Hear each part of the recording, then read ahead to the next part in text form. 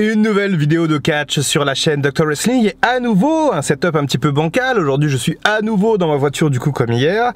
Par rapport à hier, j'ai bien noté qu'il fallait que je parle exclusivement face au micro, sinon on m'entend comme si j'étais dans une grotte. Donc voilà, c'est ce que je vais faire dans cette vidéo. Et aujourd'hui on va donc s'intéresser au fameux classement du PWI, donc le Pro Wrestling Illustrated, qui sort chaque année son classement des 500 meilleurs catcheurs, d'abord masculin, ensuite féminin. Et donc on va un petit peu commenter, analyser ce qui s'est passé cette année, donc pour l'année 2022. Mais avant, vous le savez, il me reste quelques mois à être sur YouTube à 100%. Et je parle de plus en plus de catch, je parle de plus en plus de plein de choses, je fais de plus en plus de vidéos et j'ai plusieurs idées en tête. J'envisage sérieusement de faire mes propres analyses de Raw, SmackDown et AEW Dynamite sur la chaîne. Alors ça ferait des vidéos en plus, quasiment des vidéos tous les jours avec un rythme pareil. Alors je ne sais pas ce que vous en pensez. Dites-moi dans les commentaires si vous voulez avoir mes propres reviews de Raw, SmackDown et Dynamite. En fait, ça me ferait réellement plaisir de faire des vidéos un peu tous les jours comme ça, puisque ça ferait un espèce de rendez-vous quotidien avec la commu et on pourrait parler un petit peu comme ça tout le temps de catch. Et bah moi c'est ce que j'adore, c'est ce que j'aime et je pense que dans la commu il y a pas mal de personnes du coup qui aiment ça, puisqu'il y a pas mal de commentaires à chaque fois sous les vidéos. Donc voilà, dites-moi dans les commentaires si une vidéo par jour chez Dr Wrestling ça vous botte ou pas. Et vous savez, en ce moment je suis tellement à fond dans le catch que j'envisage même de reprendre les live Twitch.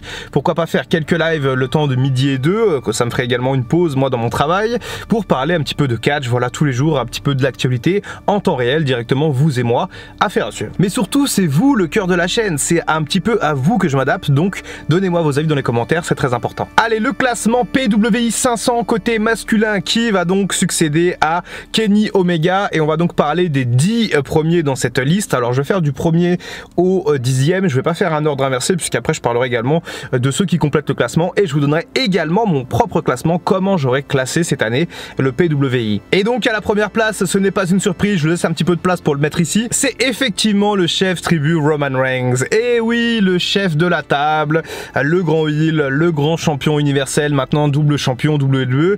L'année dernière, il y avait une rivalité farouche avec Kenny Omega puisque les deux étaient en bisbille un petit peu pour être le leader, le meilleur catcheur de l'année. Cette année, rivalité, concurrence, il n'y a pas vraiment eu, enfin on en parlera un petit peu tout à l'heure, puisque Roman Reigns du coup est bel et bien mentionné en tant que top catcheur de l'année. Je rappelle donc les critères pour ce classement, donc il y a l'aura un petit peu du catcheur, les victoires, les défaites, comment il a été booké sur l'année. Donc voilà, Roman Reigns a été absolument imbutable cette année, il n'a pas perdu, il n'a pas beaucoup catché malgré tout, donc ce qui aurait pu un petit peu peut-être l'envoyer un peu plus loin dans le classement, mais selon du coup le Pro Wrestling Illustrated, Roman Reigns est le meilleur catcheur de l'année.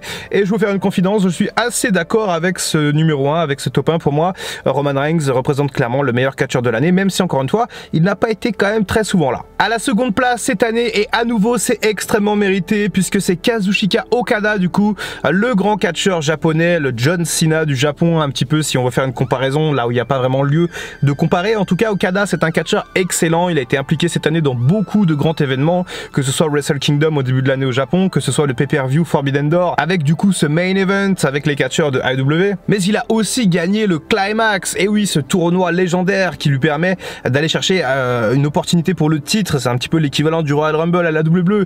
Bref, Okada il va pouvoir aller chercher une opportunité au titre de Jay White l'an prochain pour Wrestle Kingdom. Donc voilà, Okada véritablement il mérite largement sa place de numéro 2 dans ce classement. Troisième place, et c'est une petite surprise puisqu'on a CM Punk. Ah là là, qu'est-ce qu'on parle de CM Punk en ce moment.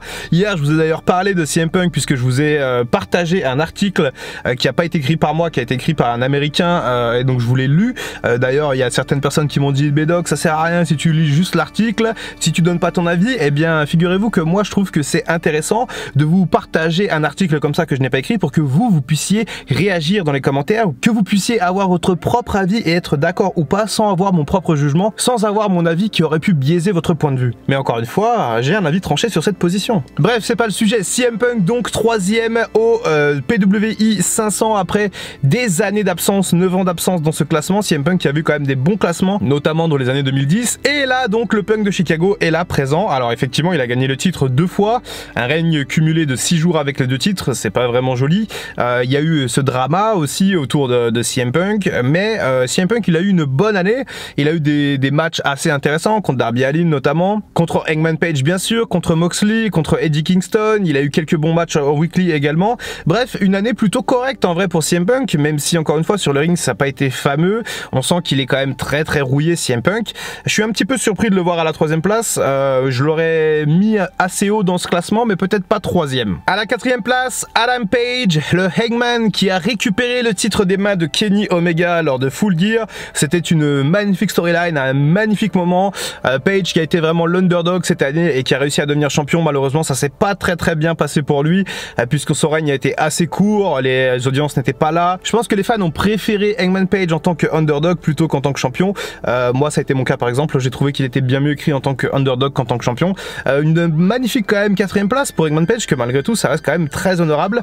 Mais dommage pour Page, puisqu'il aurait pu, je pense, être encore plus haut avec potentiellement un retour sur son règne un petit peu différent de la part des fans. Bobby Lashley qui est 5e cette année, et c'est plutôt dans la continuité, puisque l'an dernier il était 3e il me semble. Alors Bobby Lashley qui a pas mal touché le titre de champion de la WWE, qui a été dans les gros spots, qui a été dans les gros main events, qui a fait des très bons matchs. Alors il y a eu cette rivalité un peu contre Omos qui est venu un peu freiner son élan, mais je trouve que Lashley, eh bien 5e, c'est pas démérité, il est très bon. C'est un face plutôt adoré en ce moment à la WWE, il a été, c'est l'un des rares catcheurs qui a été bien écrit et bien construit sous Vince McMahon dans les derniers mois, donc franchement chapeau, parce que voilà, sous Triple H ça va être un peu plus facile, on va avoir un peu plus de facilité à aimer les catcheurs parce qu'ils vont être mieux écrits, mais là Bobby Lashley 5e, bravo Bobby, parce que franchement tu le mérites. Cody Rhodes à la 6e place, et lui aussi a fait un petit bond puisqu'il était 11e l'année dernière, donc voilà, il a intégré le top 10. Alors Cody Rhodes, c'est quand même le retour à WrestleMania, la trilogie contre Seth Rollins, et malheureusement pas grand chose d'autre. Et oui, il s'est blessé quand même assez vite, il a catché 2 mois du côté de la WWE,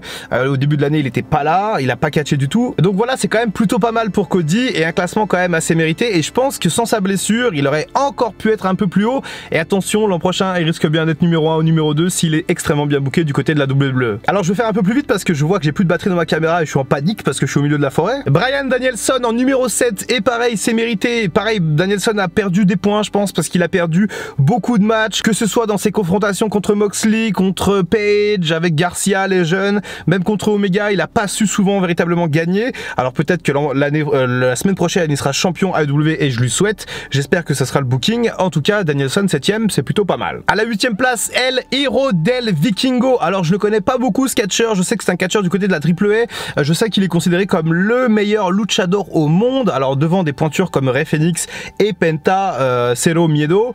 Donc El Hero del Vikingo, je connais pas beaucoup, mais de ce que j'ai pu en voir en tout cas sur le ring, je pense qu'il mérite clairement sa place dans ce top 10. Alors après, je ne connais pas ses accomplissements, je m'intéresse que très peu au catch mexicain, mais voilà, bon, je pense que c'est quand même un sacré gaillard, et à mon avis, nul doute, pour ceux qui le connaissent en tout cas, n'hésitez pas à me mettre un petit mot sur ce catcheur parce que je pense qu'il est quand même au top niveau. À la 9e place, on a Biggie, et là c'est ma petite surprise, je ne pensais pas que Biggie allait intégrer le top 10. Alors effectivement, il a eu le Money in the Bank l'année dernière, il a cash in avec succès, il a été champion, un règne plutôt intéressant, bien que très court. Ensuite, il s'est blessé à la nuque, il est pas là depuis très longtemps, donc voilà, je suis un petit peu surpris de voir Biggie dans ce classement.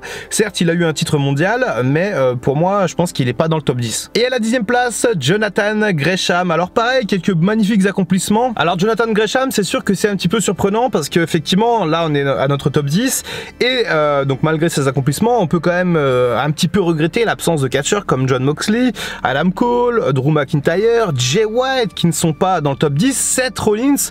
Bref, je trouve que quand même il y a pas mal d'absents, et je suis pas forcément en accord avec ce classement proposé par le PWI. Et mon classement, je vais vous le donner du coup. Alors moi j'aurais mis en numéro 1 Roman Reigns, en numéro 2 Okada, donc ça j'aurais pas touché, en 3 j'aurais mis Hangman Page plutôt que CM Punk.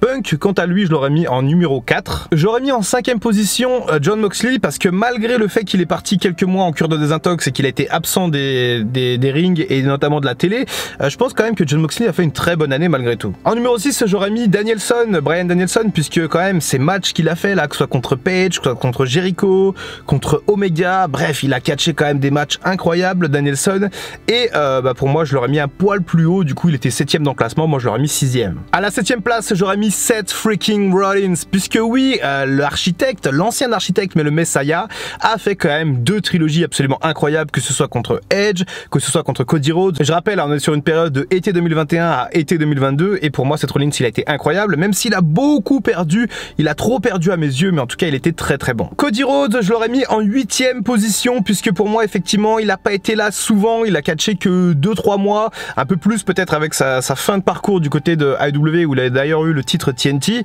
mais pour moi ça reste quand même un peu light, il n'a pas été là toute l'année même s'il a fait beaucoup de bruit. Je pense que Cody Rhodes, voilà, 8e position, ça aurait été absolument parfait pour lui et encore une fois je m'inquiète pas, l'an prochain je suis sûr qu'il sera dans le top 3. Et à la 9e place, j'aurais mis un catcheur dont personne ne parle dans ce classement, Edge. Et oui, Edge qui a fait une année quand même assez incroyable, il a été très bon, il a été dans de très bonnes rivalités, il a monté ce clan de Judgment Day, il a changé de gimmick, il a changé de look, ses matchs étaient quasiment tous très bons. Alors certes il y a eu ce match avec Mysterio contre Judgment Day qui était moyen, mais globalement franchement Edge il a fait le boulot et pour moi la 9e place amplement méritée pour Edge. Et en 10e position j'aurais mis Bobby Lashley, puisque oui tout à l'heure je disais que c'était mérité, mais effectivement en y repensant un petit peu, je trouve qu'il y a des catcheurs qui ont fait des accomplissements supérieurs à Bobby Lashley. Bobby Lashley certes il a touché la ceinture, mais pour moi il n'a pas été impliqué dans les meilleures storylines de la WWE et c'est ce qui fait que je l'aurais classé en 10e position, donc un peu plus bas que son classement originel. Voilà pour mon classement, je me dépêche de vous laisser puisque ma batterie est en train de clignoter rouge et ça me fait flipper. N'hésitez pas à me donner votre propre classement dans les commentaires et à me dire ce que vous en avez pensé. C'était Dr Wrestling, on se retrouve très bientôt pour une prochaine vidéo et en attendant comme d'habitude, prenez soin de vous. I can feel the blood creeping up from the heathens. Got will, got fight, got pride, got reason. If they wanna go eat, then you know I'm gon' feed them. If you're coming for me, hope you're ready for a demon.